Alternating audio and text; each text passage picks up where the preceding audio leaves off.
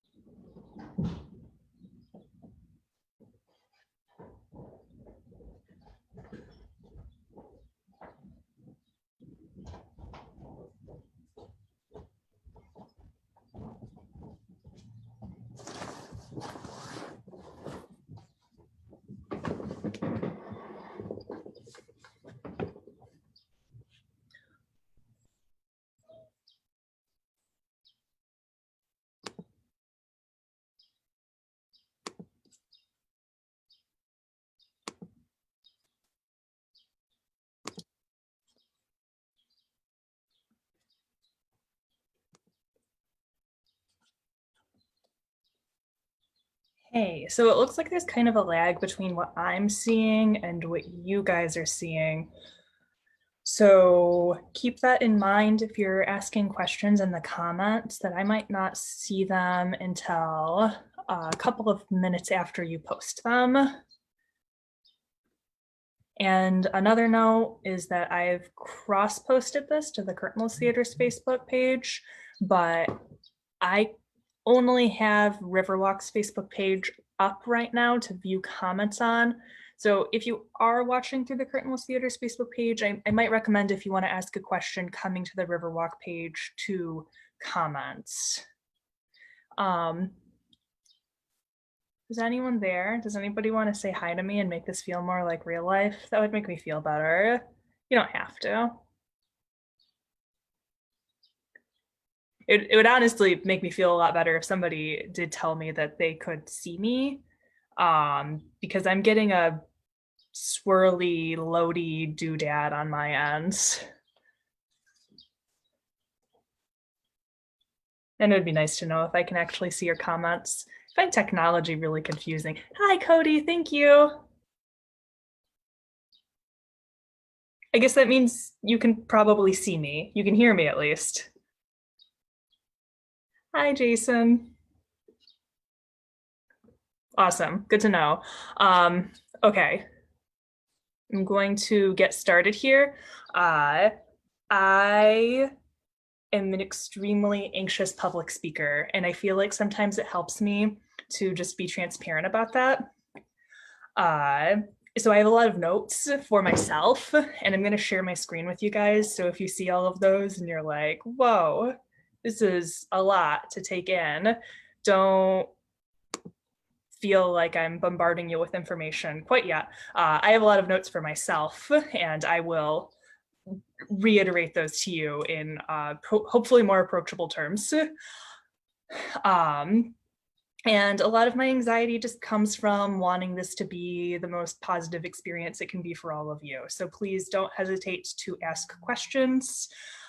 Like I said, I am monitoring the comments that are coming in through the Riverwalk page. I don't have the Curtainless Theater page in front of me right now. So if you have a question, I do recommend that you take it to the Riverwalk page. I will see it there.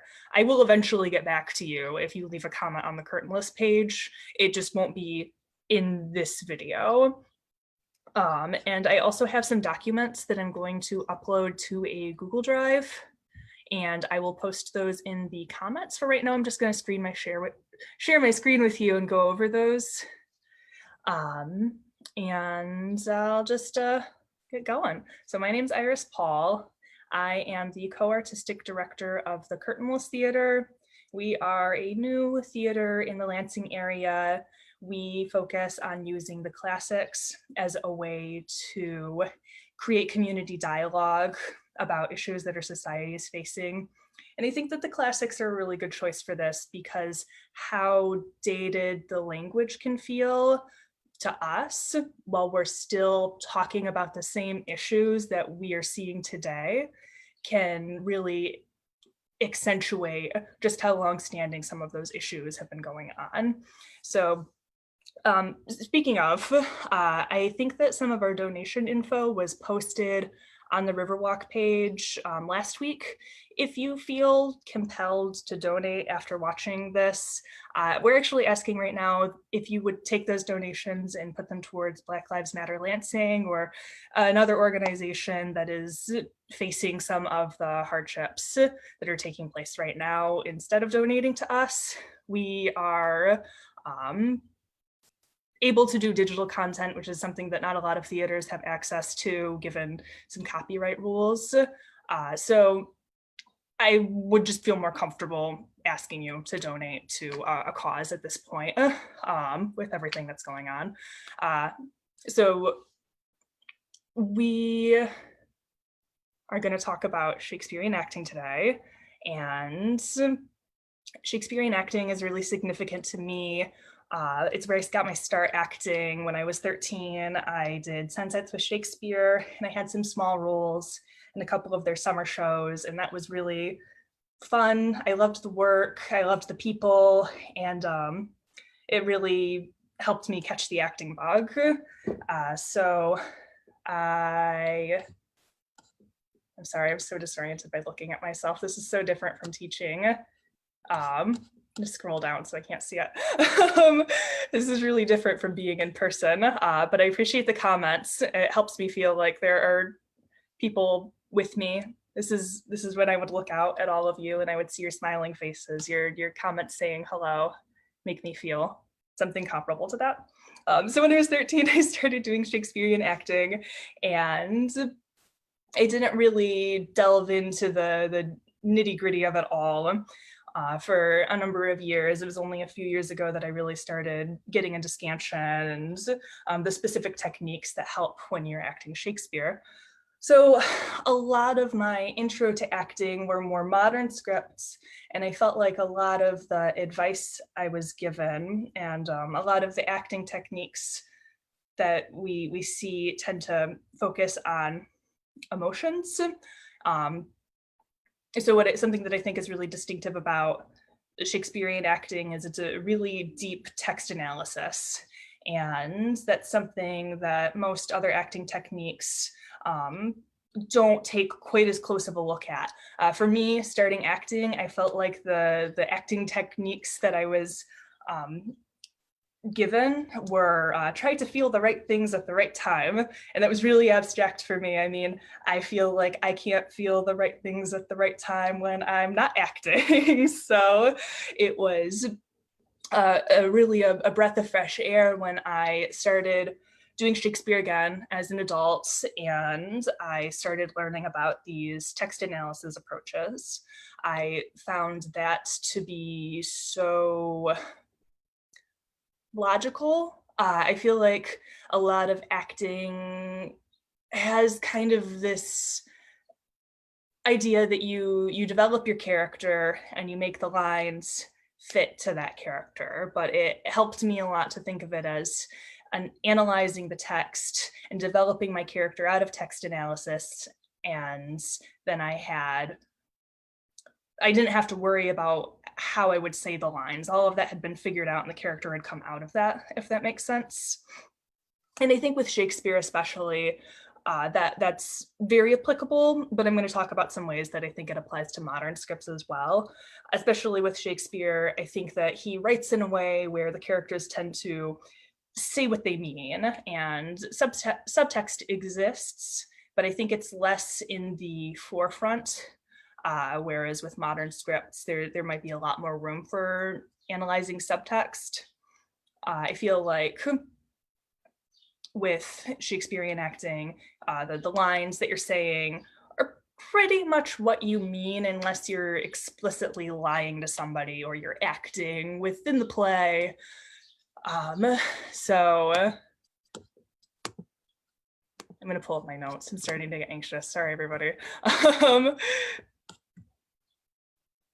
So I love having a system when it comes to acting because it helps me make sense of my character development. So when Shakespeare would write for his actors, typically they would get their lines and they would get a cue line and they wouldn't get a whole lot else. They didn't really know what was going on in the rest of the play if they weren't immediately involved. They didn't get those parts of the script.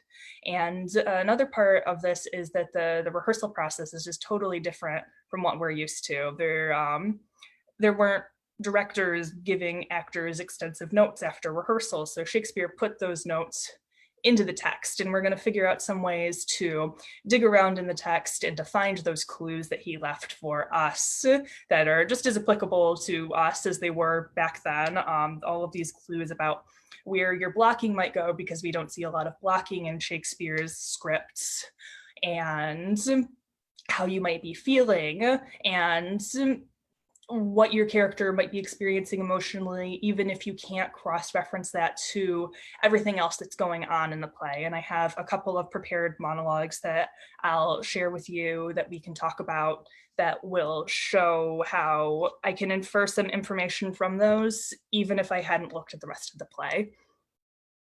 And I think that for modern actors, this is really valuable.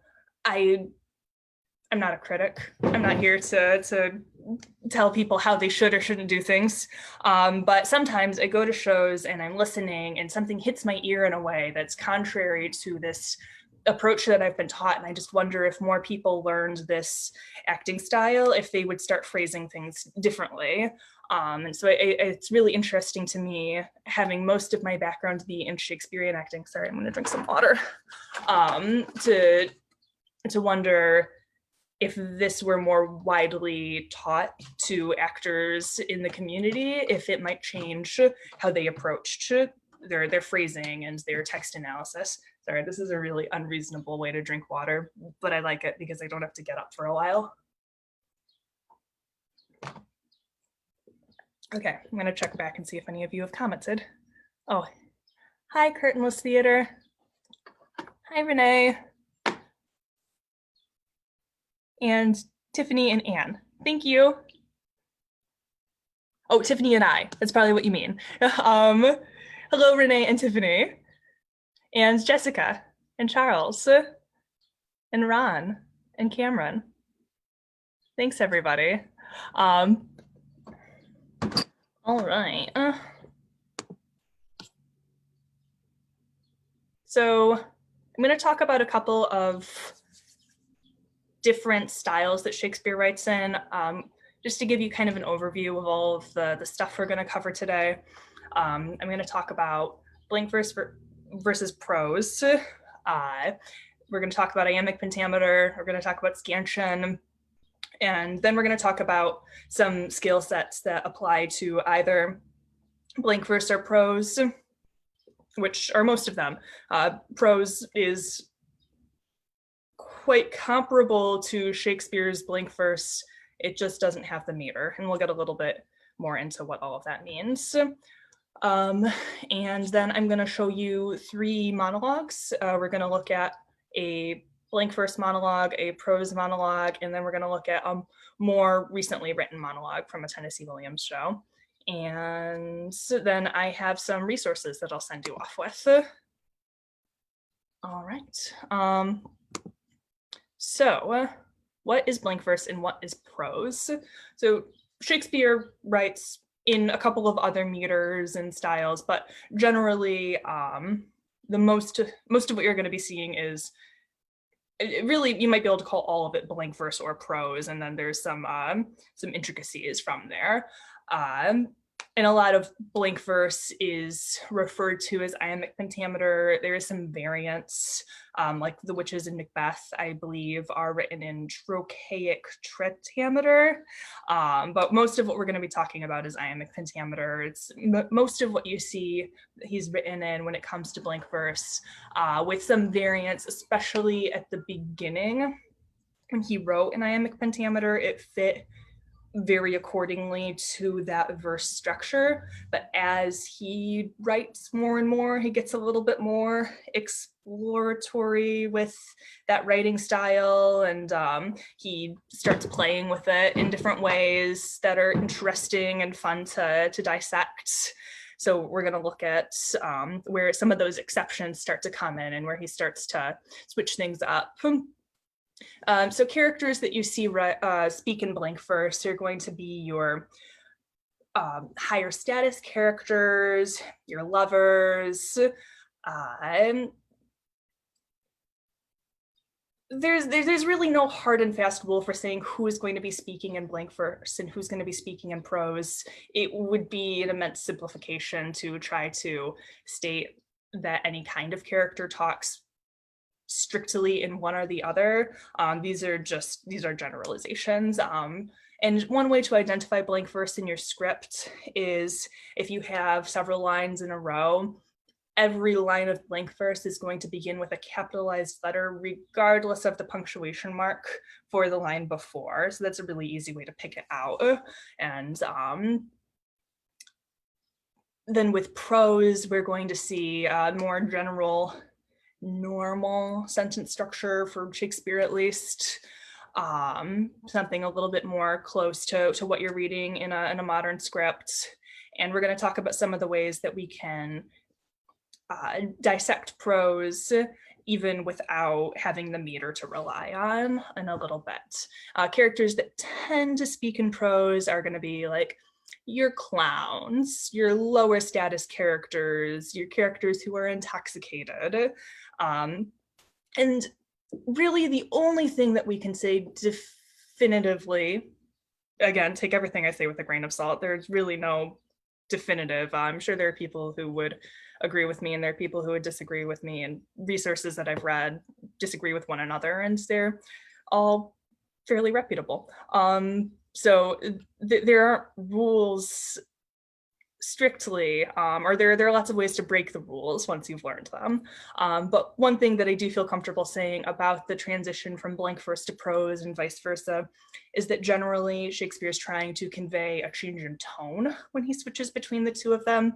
And even just being able to identify blank verse and prose and when your characters transition between them is a really great start to identifying things about your character and what they're feeling and what the tone of a scene is, even without getting into all the other stuff that we're going to get into. You can see in Twelfth Night when Olivia and Cesario meet that Olivia begins in prose, and probably we can hypothesize that when she starts to feel smitten for Cesario, she transitions into verse. And we can see things like that with lots of scenes in Shakespeare. It's a fun thing to keep your eye open for when you're analyzing and reading and whatnot. Any questions so far? Feel free to drop them in the comments. I'm trying to monitor that and keep an eye on things. I'll check back. All right, so I'm gonna start by giving you some tools to work specifically with the meter, things like scansion and phrasing with the lines of blank verse. And then we're gonna move on to some stuff where we talk about prose and what we can do with that.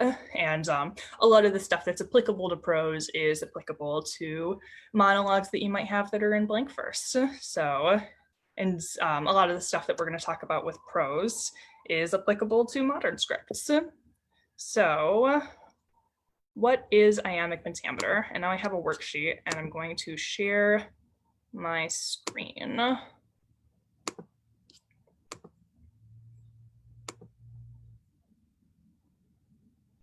Is that working for everybody? Can you see my screen?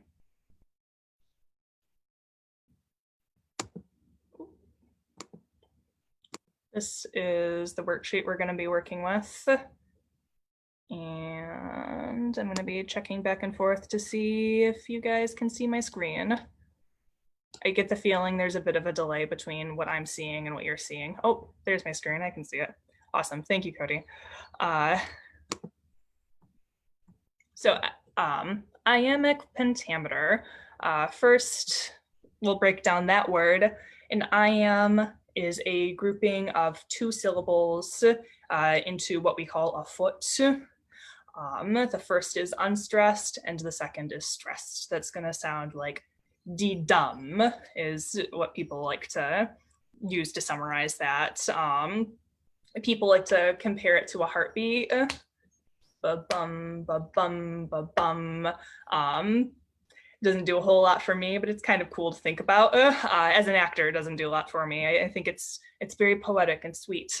But I've seen people tap out their scansion like this as they say the words. And I've tried to get my actors to do this, and I don't know if they got a whole lot out of it, but it is worth playing with. And then pentameter is just a line verse consisting of 5 feet. Typos. So iambic pentameter is going to be 5 feet with a foot that consists of an unstressed and then a stressed syllable. And we see a lot of this in Shakespeare, which can make it feel kind of strange and unfamiliar. And It's really not. We talk in blank verse often. We use it without probably realizing it, although maybe now you'll hear it as you find it in your day-to-day life. So I'm just going to go ahead and talk about these little symbols that I'm going to use. So this is typically what I see people use for unstressed and then stressed. So let's go to town and buy an ice cream cone is a line of iambic pentameter that you might come across in your day-to-day life. It's not so strange and unusual. Oh, it's going to slide down. Okay, I didn't realize that. Sorry, I guess I'm gonna have to erase as I go so it doesn't clutter up other parts of the screen. So, why did Shakespeare write in iambic pentameter? It was a popular way to write plays in that time. We see Marlowe writes in it completely or quite often. No, maybe not completely, but at least his iambic pentameter, I know. I'm sorry, I've never read any Marlowe. That's really embarrassing to admit. I've read quite a bit of Shakespeare though, so don't bail on me now. But I have read that Marlowe's iambic pentameter stays extremely stringent, whereas Shakespeare's does tend to start to get a little more fun as we progress through his works. So a standard line of iambic pentameter is not too intimidating to, and just conceptually to somebody who speaks the way we speak now, but at the time, people found it appealing. I mean, there's the heartbeat idea. People thought maybe that's why it was liked. Also, that maybe they were trying to mimic Italian speaking patterns, that was something that people were seeking out. It's just a way that English likes to sound, is something that I can say with confidence. It's not so unusual. It's poetic and heightened, but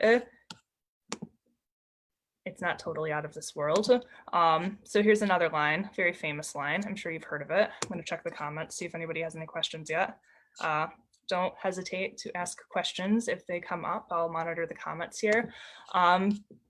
So here's a standard line of Shakespeare that has some regular scansion.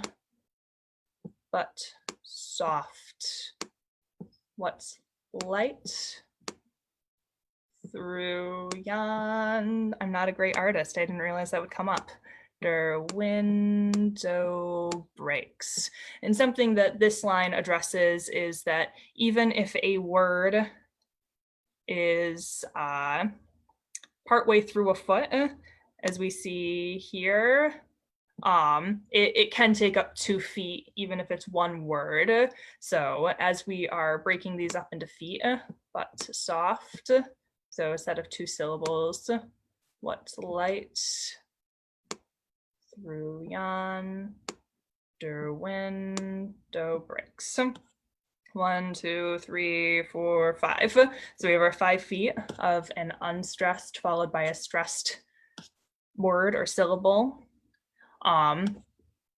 And I'll start talking a little bit more about when we decide what words should be stressed and what words should not be. Definitely a very overly simplified way to put it is that we're stressing the important words.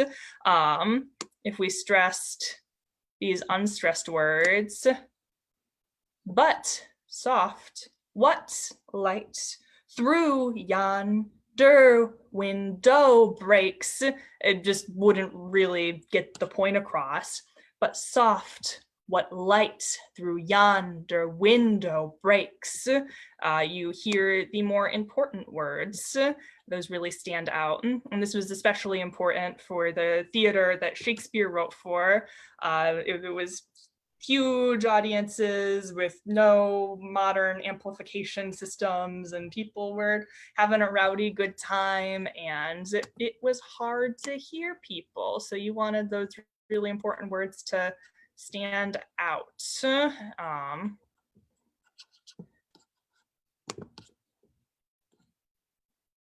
And I will get more into when we decide what words should be stressed. We'll talk about that a little bit more extensively in a bit. Okay, so what do we do with a line that ends up having too many syllables? Oh, Romeo, Romeo, wherefore art thou, Romeo? This line, I might hopefully not be alone in this, but when I say Romeo, it sure sounds like Romeo. It sounds like 3 syllables to me. So, oh, Romeo, Romeo, wherefore art thou, Romeo? I'm getting like 14 syllables. That's way more than the 10 I've been talking about. So we have a couple of different options when we get a weird number. Here, I would say that Romeo gets elided down to 2 syllables. So I'm going to go ahead and plug in my feet.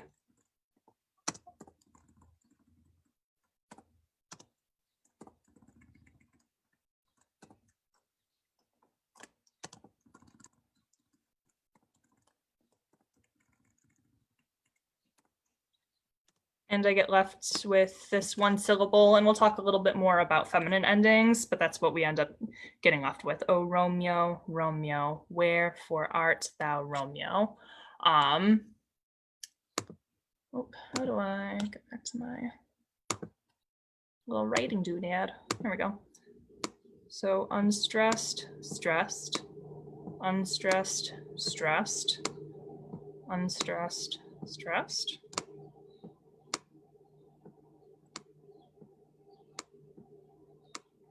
Unstressed. So feminine ending is when we have an 11th unstressed syllable, and I'll talk a little bit more about that in a minute. But it is not impossible, but uncommon to have a 14 syllable line. You might see something like that towards the end of Shakespeare's writing career.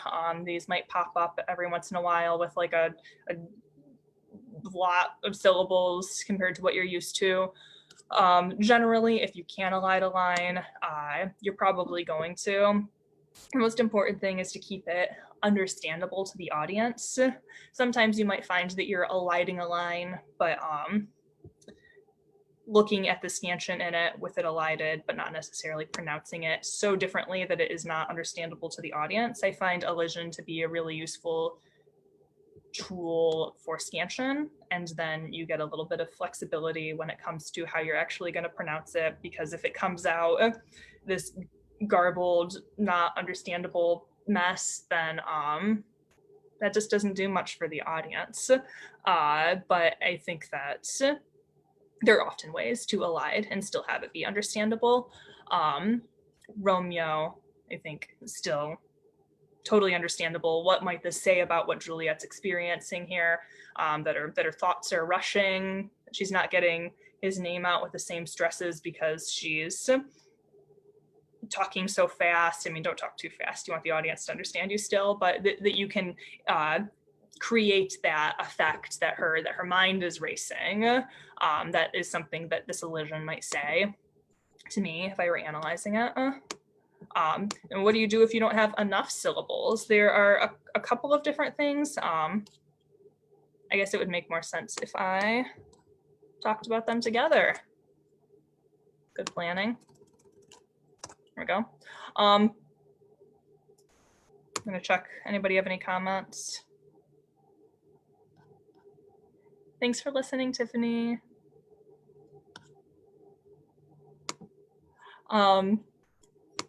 So what do we do if we don't have enough syllables to make a line of iambic pentameter? So here, let's say addition. This is feminine ending.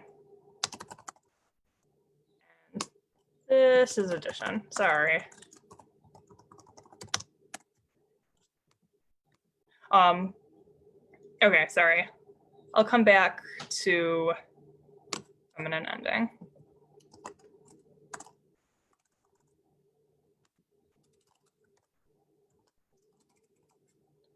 So what do you do if you have too few syllables?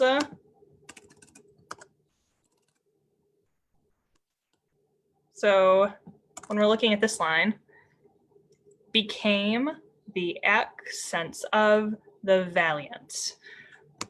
When I say valiant, I tend to just say valiant, valiant. But here it's going to be valiant. And you might run across ones that are a little bit more abstract than this. This is, you know, valiant. So that's not so unreasonable to say. Another popular example that comes to mind is Shylock in Merchant of Venice saying Christian and throwing an extra syllable in there to really illustrate his disdain. I think that stressing valiant, having 3 syllables and elongating it a little bit, puts an emphasis on this word and really highlights the importance of that word choice for this character. So we were scanning this. Now that we've got our, oh, that's not how we want our feet. Became the accents of the val. And then our last foot is going to be ant, valiant.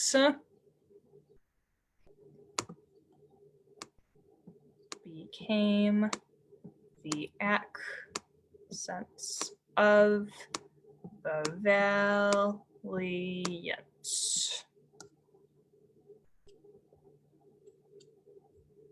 So there's another possibility if you feel that you don't have enough syllables to make up your word. And there are 2 things that I could do with this line. And I'll talk about both of those. But I think we can confidently scan for yours, the god of, and here's where it starts to get a little weird.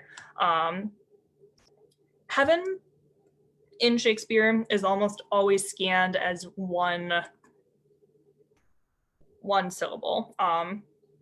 It's not impossible for it to be 2 syllables. It might be here. It's an option that we could scan it like this. And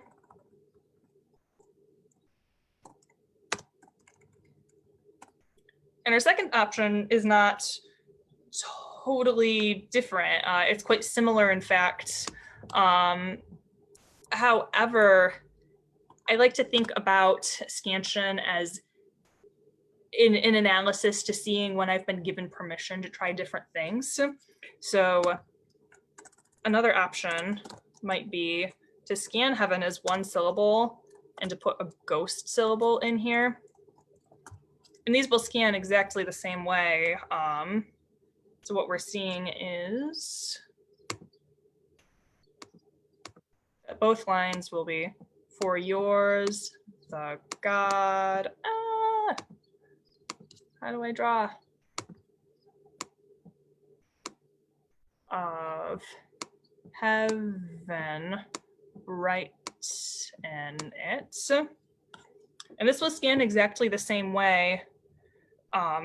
It just gives me permission to take a pause here, which I think in the context is earned.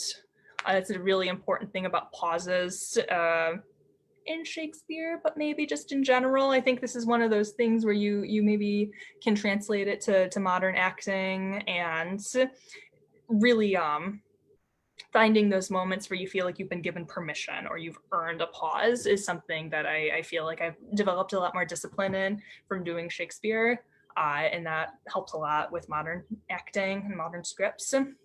So for this, maybe heaven is one syllable, and that's one of those examples where I can't get my mouth to feel comfortable with heaven as one syllable. It always sounds like two syllables to me, heaven. And it's one of those moments for me where I'm probably going to say it like it's two syllables, but for the sake of scansion, if I were to scan it as two syllables, not here, obviously it works here, but in other places, it just wouldn't work. So sometimes it's more important to be understood than it is to create a literal one syllable. But if I scan it as one syllable here, it gives me permission to take a little pause here. Not a big pause, just a little one. So the subtext here might be, for yours, the God of heaven. And I might be thinking, might you? And then I make the decision to say something more positive. Brighten it. For your soul, the God of heaven, make it better. But I might take this minute where I might smolder for a second, and I am looking to the scansion to give me permission to do that. To just make that choice arbitrarily would be frowned upon. What I love about scansion and text analysis is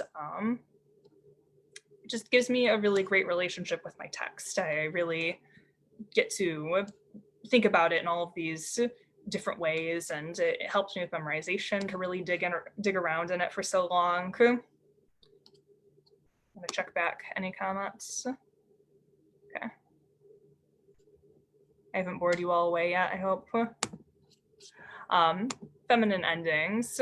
And after I go through these last two sentences, I'm going to show you a complete monologue of scansion, and we'll talk a little bit about what the scansion revealed to me about that character in that moment.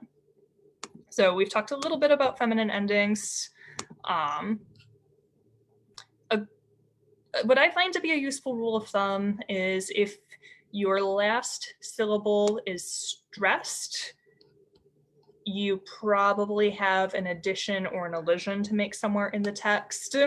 But if it's an unstressed syllable, then I feel safe saying that this might be a feminine ending if it has 11 syllables. So since I have ish as my last syllable, I feel safe assuming that this is a feminine ending since it has 11 syllables. To say blemish makes sense. To say blemish does not make a lot of sense. So I feel comfortable considering this a feminine ending for that reason. And speaking thick, which nature made, is blemish. That's how that would look.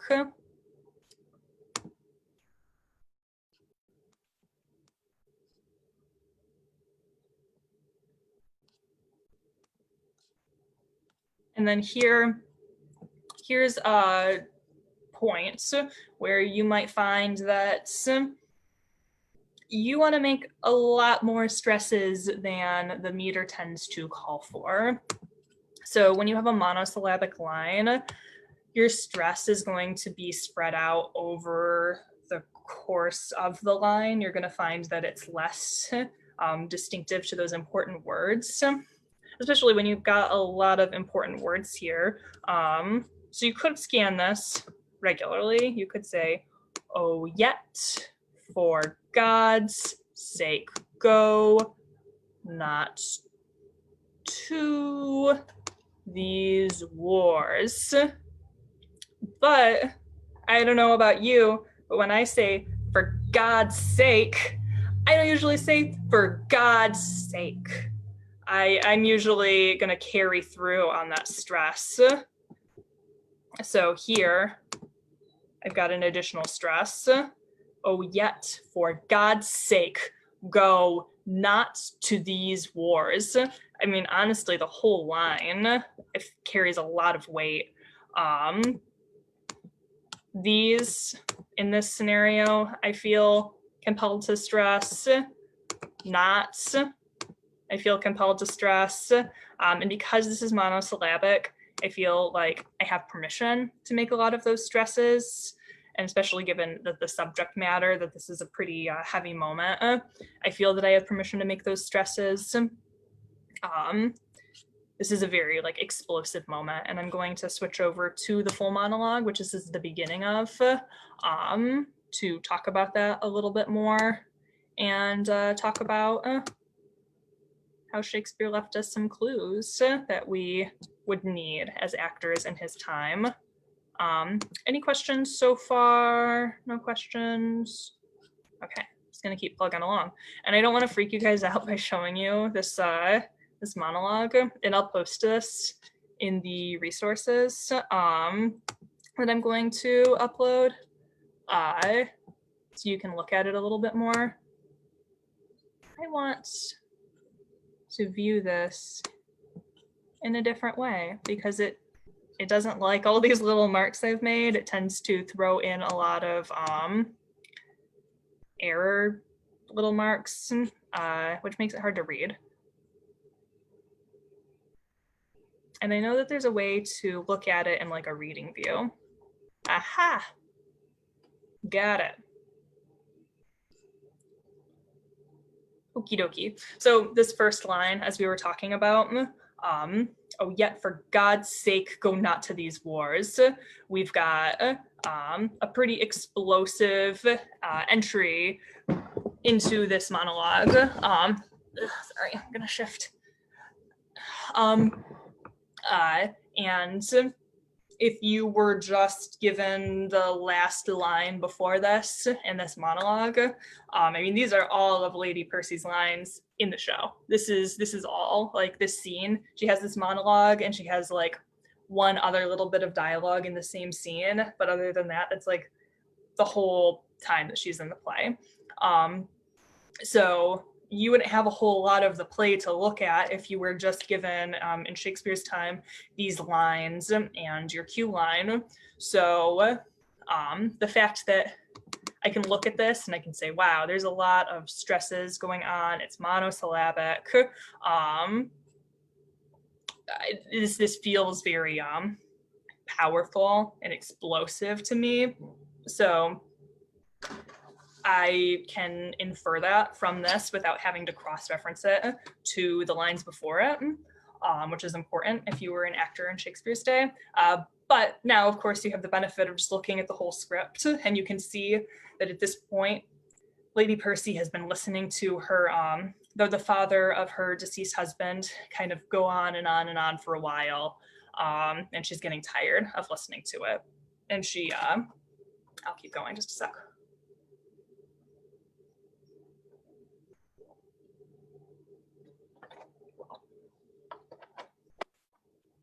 So the tone of this monologue and the subject matter is that she does not want her father-in-law to join this battle that is taking place when he did not come save his son.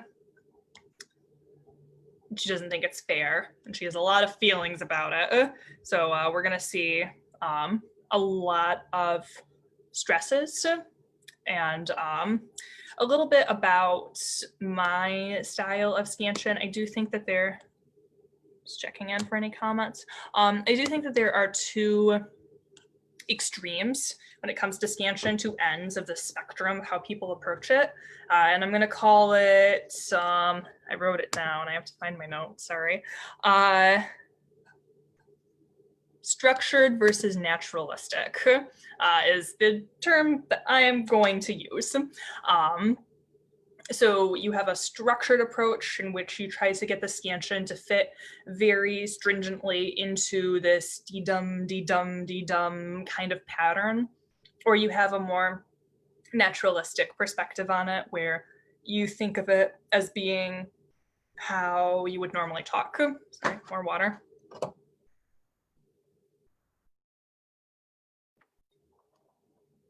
The naturalistic perspective is how you would more naturally phrase things. Go figure. So I tend to find myself somewhere in the middle. I do like to look at my lines and see if I can get them to fit into a more expected iambic pentameter, but I don't make them. If they just don't want to, I don't make them. So you've got your monosyllables here, and that tells us about your explosive outburst, and this is your first line of the play. And I don't want to stress you guys out by showing you this because it has like a lot going on it. I will say that this has been like my labor of love for months. I've been working on this monologue, and I just kind of put it down and I revisit it, and I use one skill set that I've read about on it, and then I put it down, and then I revisit it and I try a different thing. So I've got a lot of different stuff going on here that I've been trying out with this monologue, and I encourage everybody to find a monologue and just keep plugging away on it, keep trying new stuff with it, something that you're super familiar with, or that you will be after you try all of the stuff with it. I think it's nice to have that in your back pocket as an actor, something that you've really just polished up super well and tried so many different things with. So some of the things that the scansion says to me, so with monosyllables, so my notes here are for line 1. And it's a little confusing. I'm not a computer whiz. There probably is a better way to format this, but my scansion is above my line, but then my notes on the columns tend to start on the words and then dip down into the scansion for the next line. So don't let that throw you off if you're looking at this.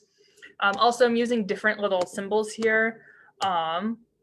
I just thought it would be a lot of little slashes, little slanty doodads, if I were using those here and up here for my stressed syllables. So I decided to use X's, but I think the brackets look really nice that I was using on the worksheet a minute ago. So in the future, I'm probably going to use those. I only just considered it. Any questions? Okay, just let me know if there are any questions. So some of the things that scansion reveals to me about this monologue, I have some notes because, like I said, I get really nervous and I have to look back on something or I'll just totally forget. Another really useful tool for dissecting a monologue is antithesis. Shakespeare uses this all the time.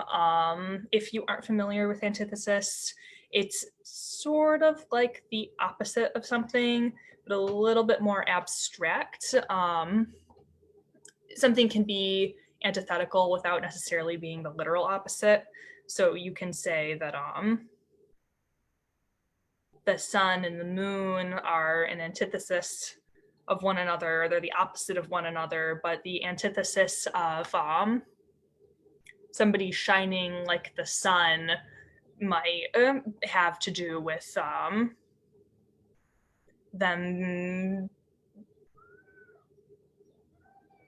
not good at thinking on the fly. Let me show you some examples from the monologue.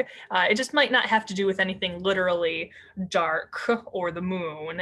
Just the antithesis of somebody being compared to the sun might be them just speaking in a negative way about something else, using a positive phrase to describe one person and a negative phrase to describe somebody else would be antithetical. So here we have, you broke your word and you were more endeared to it than now. To say that somebody broke their word would be antithetical to talking about a time that they were endeared to it. And it's important when we're talking about antithesis that we want to pit phrases against one another as opposed to words. Otherwise, you start to get kind of this William Shatner thing going on. If you're pitting just words against one another, it starts to get kind of jerky. And antithesis is something that I still need to go through here and look at.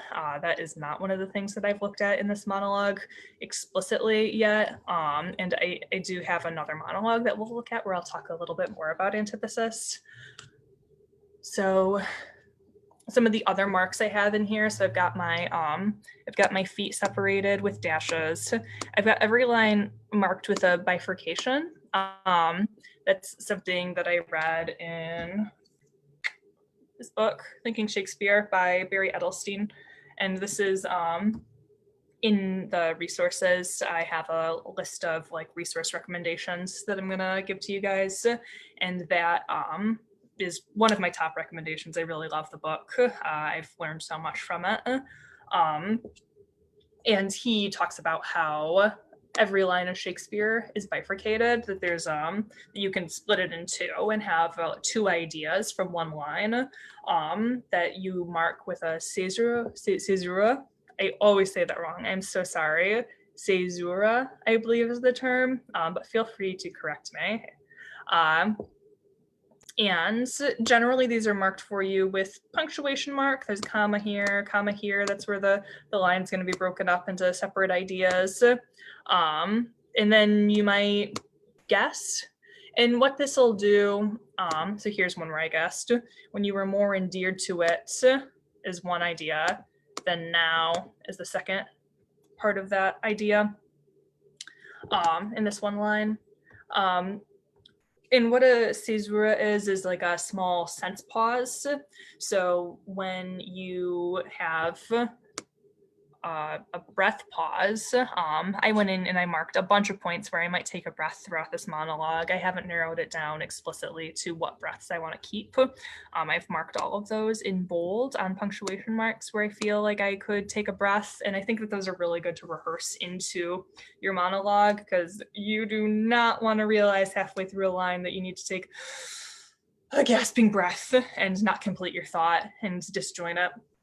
But I do throw in these little caesuras as little sense pauses. So those differ from a big breath pause where, you know, I'm gonna fill my lungs. This is not one where I'll breathe. It's just one where I'll make a small little sense pause. When you were more endeared to it than now. And I don't even know if that translated. I don't know if you could hear a sense pause there. When you were more endeared to it than now. They're good for rehearsal. They're not great for performance. I do like to run my monologue a few times considering caesuras. I think that it helps to kind of digest it and to think about your phrasing.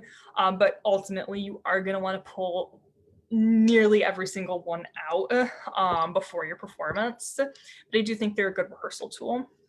I've put all of my last words in red. We have kind of this tendency in modern speech to fade out towards the end of our sentences. And it's really important when you're speaking Shakespeare's language and text to finish strong, because those last words are usually really important to communicating the thoughts. And sometimes people do exercises where they make a list of all of the last word within a monologue, and they'll talk about how that summarizes the monologue. It works for this one, but I didn't feel like it was a strong enough example to use. One that works pretty well for it is the prologue in Romeo and Juliet, if you want to give it a shot yourself. Any questions so far, y'all? Keep going. I have the line numbers listed here just kind of for talking about them with you guys. I wouldn't normally put these in. I don't find them when I'm just working on a monologue that helpful. I think they just kind of make this look really cluttered, but I wanted to have an easy way to identify a line for you guys. I put asterisks by any line. So here are my syllable counts. I've counted my syllables that are in each line. And I start there, and on my resources that I have for you guys, this thing is in my way, so I can't navigate very well up here. in my notes for you guys, I have an order of operations for scansion, and I'll get into that a little bit more. I like to start by counting my syllables, so that way I know if I'm dealing with a feminine ending or an elision, etc., etc. So, sorry, more water.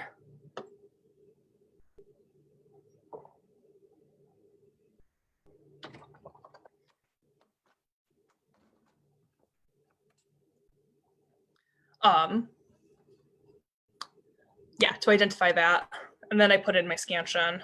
And I have my feet separated, and I have a few other little things in here. Like here you can see I have green text for God's sake, because that sound bleeds into the other sound.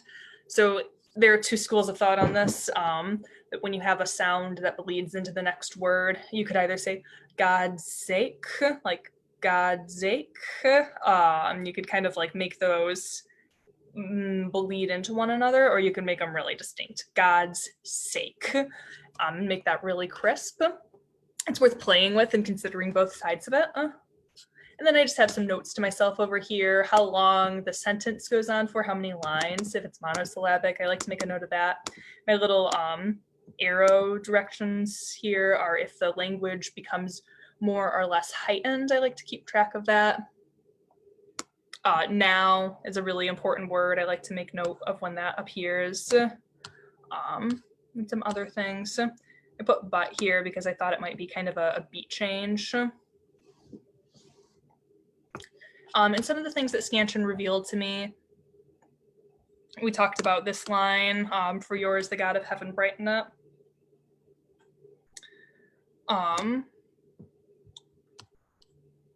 And then something that I find really interesting is this section where she starts to talk about her deceased husband, and she softens. Her scansion becomes more regular. There are fewer stresses and unstressed positions.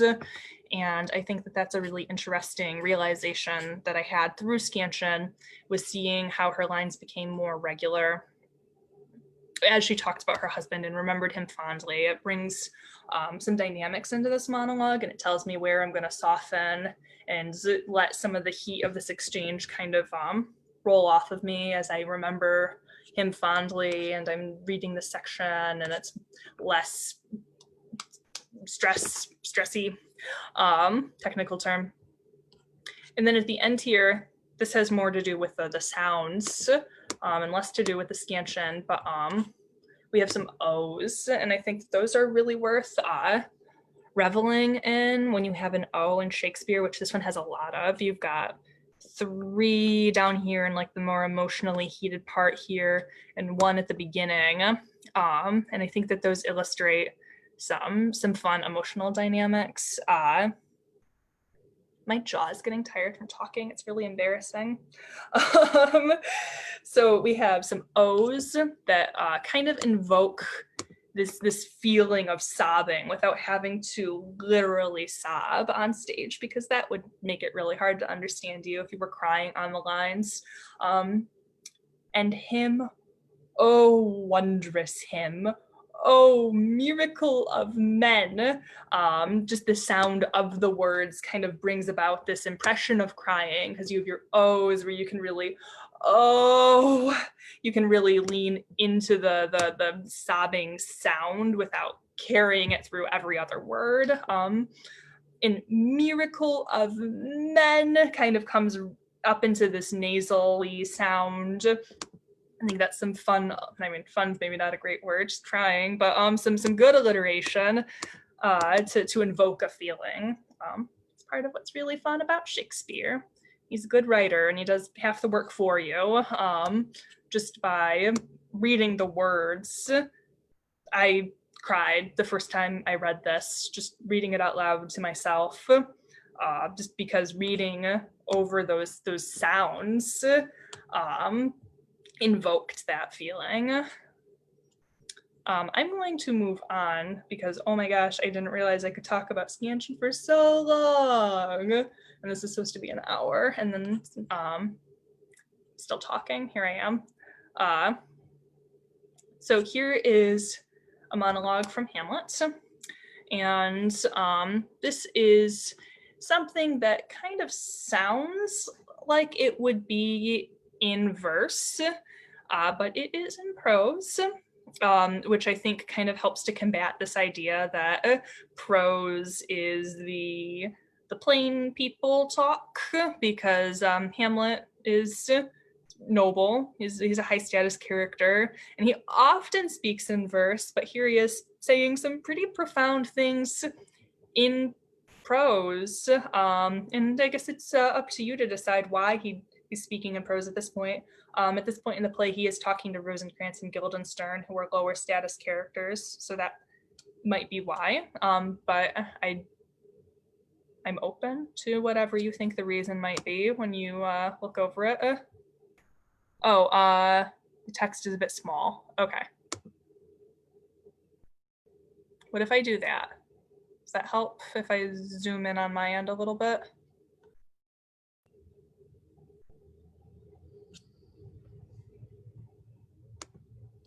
Does that help, Charles, if I zoom in on my end? I realize that I have a delay and I'm gonna have to wait a minute for it to catch up for you to be able to tell me. Does that look better to people? It is bigger now. Okay, thank you. So here we have a prose monologue. And instead of breaking it up by lines of blank verse, I have broken it up by sentences. And you can go even further with this, which I'll show you on another page in a second. But here's some of the skills that I feel like are similar that you can use between blank verse and prose. I have my verbs underlined here. Stressing verbs is super helpful whenever you're reading Shakespeare. I find it really helpful for cold reads. If you go in and you're like, I'm gonna stress my verbs, and that's the only thing. The only thing I know is I'm gonna stress my verbs, and I'm going to, like I said here, I marked my breathing points. You'll notice that these are at the end of a verse line and on a punctuation mark. I have read that it is recommended that you can breathe through, that's not good phrasing. If you can take a big breath and you can speak 7 lines of blank verse, that is the goal. And something to strive for and work towards. It might not be possible to do that with nice, big, booming voice right off the bat, but it is a nice goal. So if you go into a cold read and you stress your verbs and you know where to breathe, I think you're gonna do okay.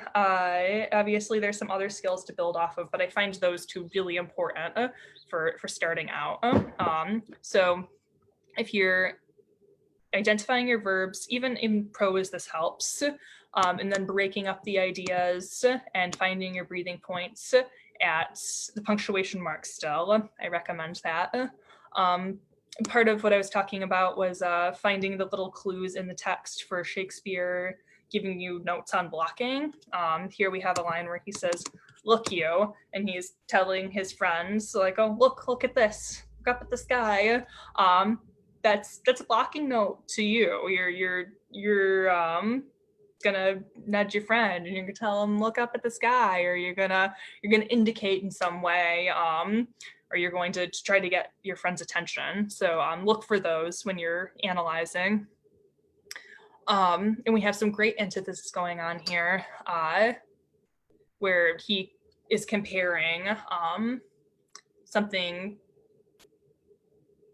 that he's speaking positively about and then talking about how it feels negative to him in this section. So I'm gonna break this down a little bit more. So maybe it would help if I just made the text bigger through here.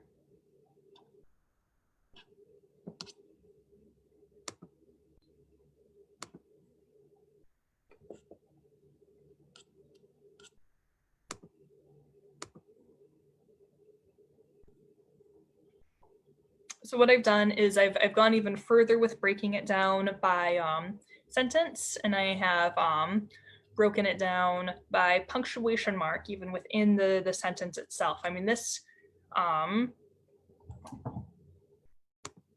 is only 4 sentences long, but I get the feeling that when you're up there and you're saying it, it doesn't feel like 4 sentences. I mean, Charles, you did this one. You can tell me if it felt like 4 sentences as you were reading it every night.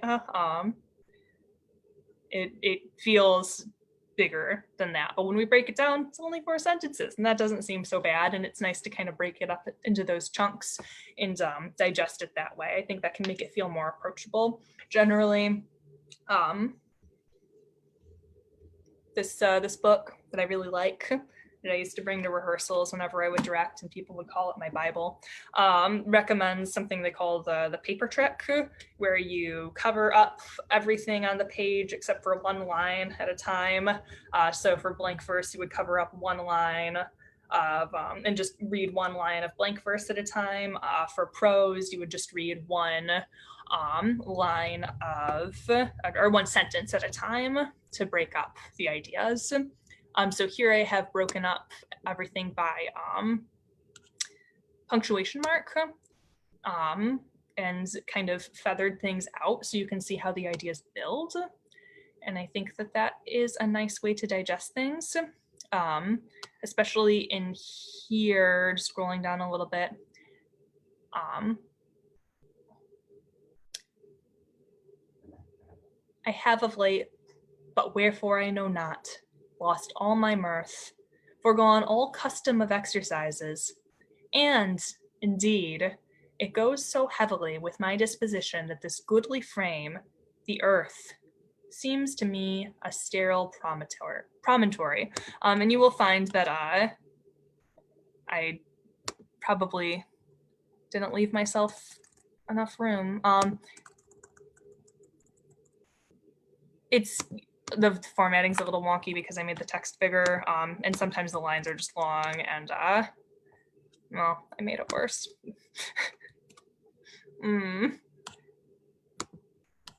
Scroll down some more.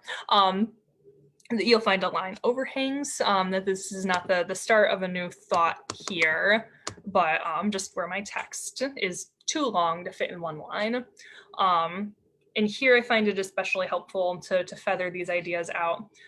This most excellent canopy, the air, look you, this brave o'erhanging firmament, this majestical roof fretted with golden fire, why, it appeareth nothing to me but a foul and pestilent congregation of vapors.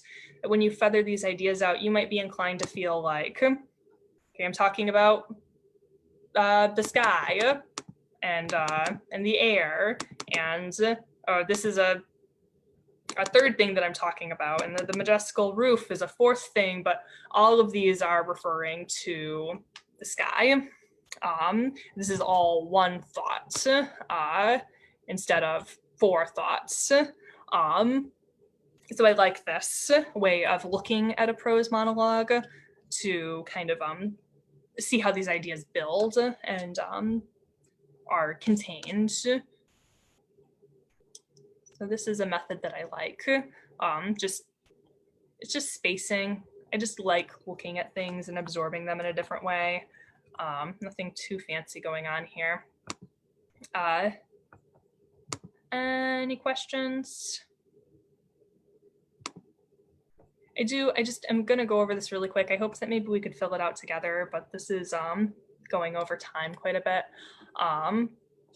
I picked the opening monologue from The Glass Menagerie, and I wanted to talk a little bit about some of the things that it has in common, the skill sets that you could translate to this that come from Shakespeare. I have tricks, but I am the opposite of a stage magician, is very antithetical. He gives you illusions that has the appearance of truth, is very antithetical to I give you truth in the pleasant disguise of illusion. I have my verbs underlined here. I always think that's a good skill, or a nice thing a tool in your toolbox to pick out your verbs and to stress those, because even though we're not looking at a dee-dum, dee-dum, dee-dum, dee-dum rhythm, I like this metaphor for why I think scansion is really important, and generally why I think identifying your words that you're going to stress is really important. With music, when you have a note that you want to sound loud, well, you can only play so loud. So to make that note sound loud, you make the other notes around it sound a little bit quieter. And I think that scansion and looking at what words you're going to stress even when we're not scanning is really important, because if you make every word sound stressed, then no word is going to sound important. Or if you don't stress any words, likewise, as you can probably figure out, no word is going to sound important. This is fun. I found a line of blank verse in this monologue from Tennessee Williams that made me happy. I hoped that I would, and I found this one, and I'm very proud of it. So it's just a way that language likes to sound. This is the social background of the play. Blank verse right there. And another note on earned pauses is I feel like right here, you really earn the pause. He's talking about the last postcard that they received from their father. And it contained a message of 2 words: hello, goodbye, and no address. I think the rest of the play will explain itself. I think that you have permission here to take that pause and to let that, what you've just said, sink in, but to pepper pauses in every time you have a punctuation mark, as some people might feel inclined to do. It starts to really lose the drive in a monologue. A list of things that I think translate for modern texts. I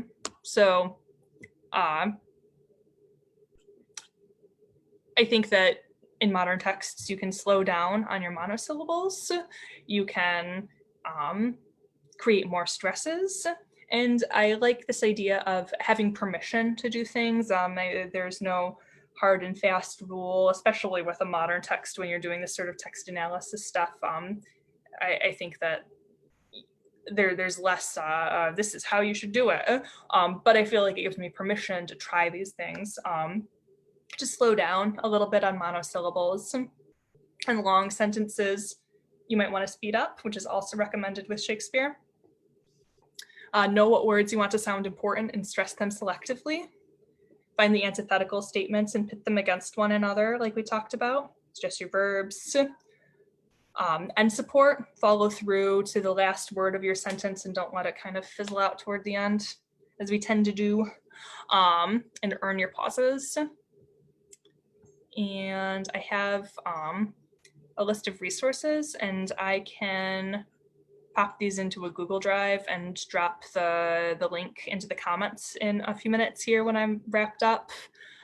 So that I have some resources. Some of my favorite books are listed here, some websites that I think are really helpful. I use the like modern translations when I'm working on a script. I like to reference them and just see what other people think. But something that I find a lot more useful is this website, Shakespeare's Words. And I like taking the definitions of words and what they meant in Shakespeare's day and kind of developing my own paraphrase out of those. If I get hung up on anything that I'm like, this is just not making sense to me. In the Lady Percy monologue, I had a really hard time with making sense of, she's talking about where her deceased husband's soul has gone, or how his soul was perceived. For his, it stuck upon him as the sun in the gray vault of heaven. I struggled with that idea, the gray vault of heaven. And it turns out gray was synonymous with blue at the time. I didn't realize that. I was like, man, heaven sounds dreary. That was really weird. to think about, but I meant blue. So it's a lot like sky.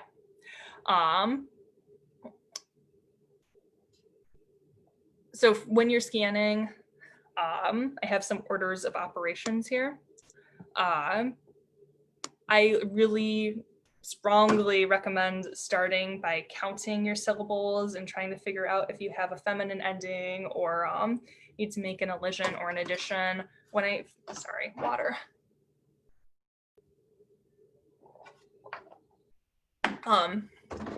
When somebody taught me scansion, I felt like a lot of the focus was on this unstressed, stressed, unstressed, stressed pattern. And it was just hard for me to, I thought that if I had a stress in a weird place, that then my next syllable should inherently be the opposite. And it just got really garbled and I got really confused. So I like blocking off my feet so that I can say like, well, I know that here's a line with not a lot of change.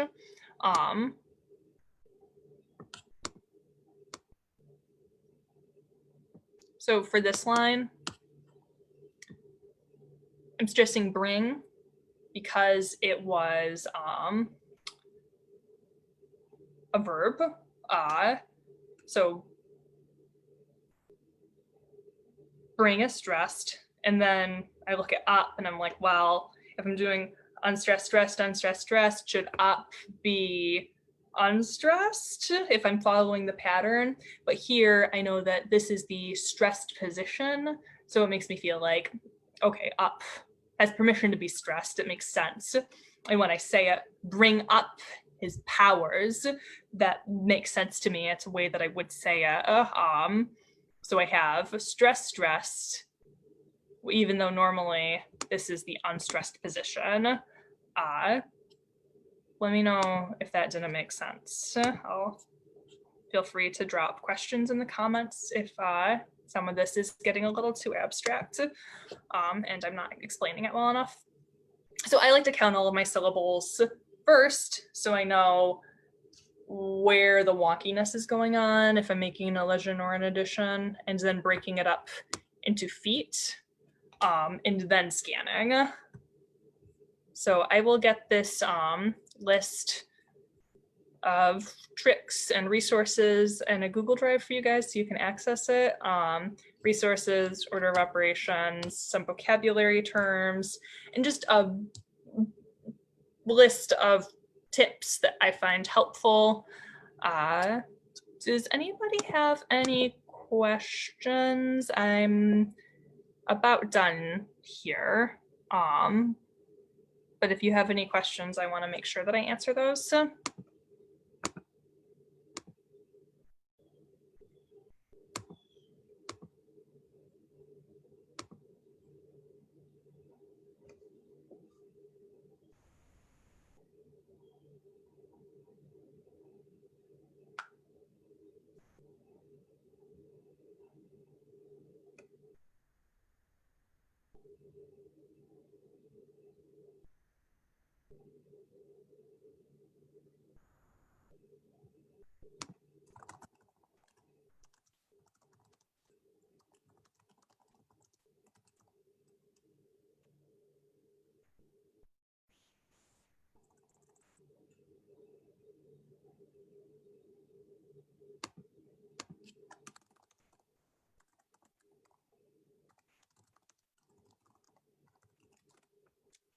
Okay, so Cody heard me.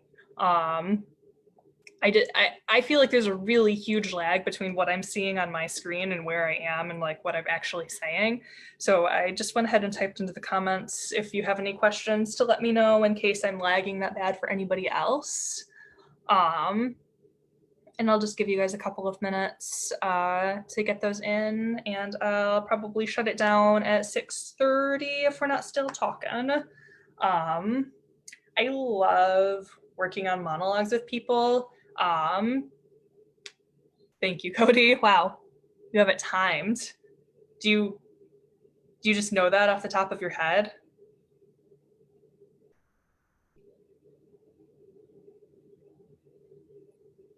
That's impressive.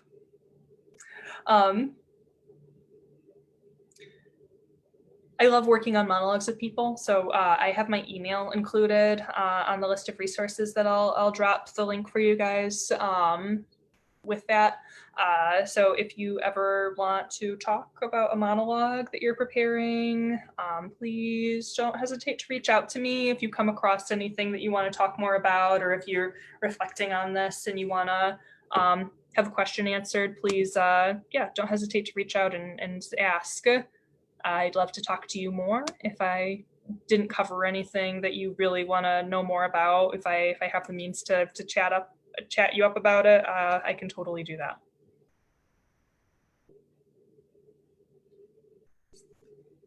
While I'm waiting for you guys to put questions in, if you have any, I'll talk about the books. Oh, Charles, that's interesting. Huh. You'd think it would be the opposite, since Charles said that there's not a lot of lag on the Curtainless page, but a lot on Riverwalk. That's odd because I'm streaming to the Riverwalk page and then I have it cross-posted to the Curtainless page. So playing Shakespeare, the book is very affordable to buy used. The DVDs are very expensive. I haven't been able to find them for under $100. And I mean, at this point, I'm probably just not going to make that investment because it's steep for somebody who doesn't even own a DVD player. I just want them. But you can look at them on YouTube. The Playing Shakespeare with John Barton is on YouTube. I don't know if it's supposed to be, but it is. So that's an option.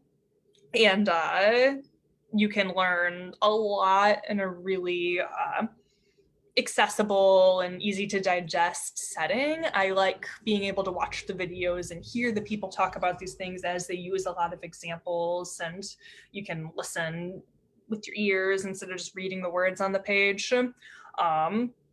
But it's nice to have the book copy too, because there's a little bit in there that isn't in the DVD series, the video series. And you can kind of play along and like read the words and try them yourself before you watch the videos. So it's just nice too. And you can also get them on Melcat if you are a library card holder. Melcat has Playing Shakespeare, the videos. Simply Shakespeare, I like.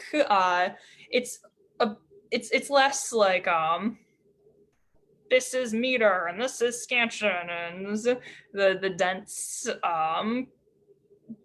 harder to digest stuff, and this is a little bit more general, talking about the like maybe the philosophy a little bit of thinking about how to approach Shakespeare, with a bunch of just like really nice tricks and tips to approaching Shakespeare and acting.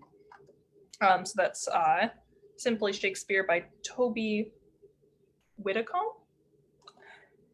This one's my favorite. You've already heard me talking about it. Thinking Shakespeare by Barry Edelstein.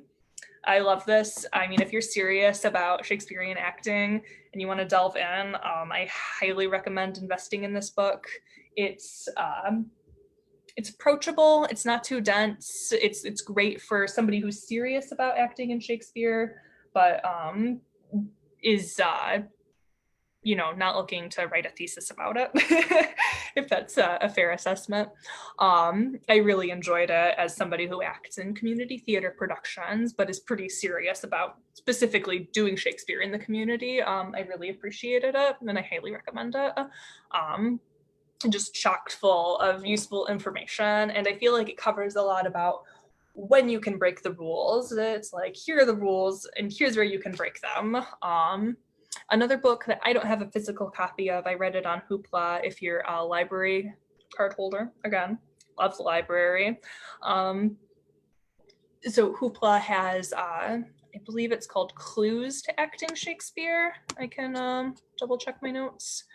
Yeah, Clues to Acting Shakespeare by Wesley von Tassel. And I find this to be a really thorough resource when it comes to scansion, breathing, end support, and phrasing. It covers those things very thoroughly, and I really enjoyed reading it. I felt like it gave me like a really stringent idea on what those things consisted of, and then as I encountered other resources like Thinking Shakespeare, I kind of felt like, okay, I understand these ideas and now I know how to digest them and ease up a little bit and have a little bit more of a flexible approach.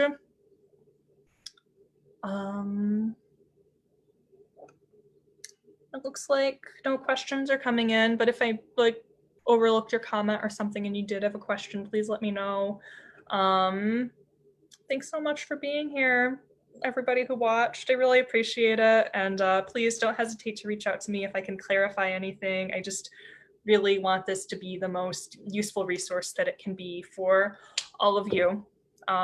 Okay, thanks so much, everybody. Have a nice evening.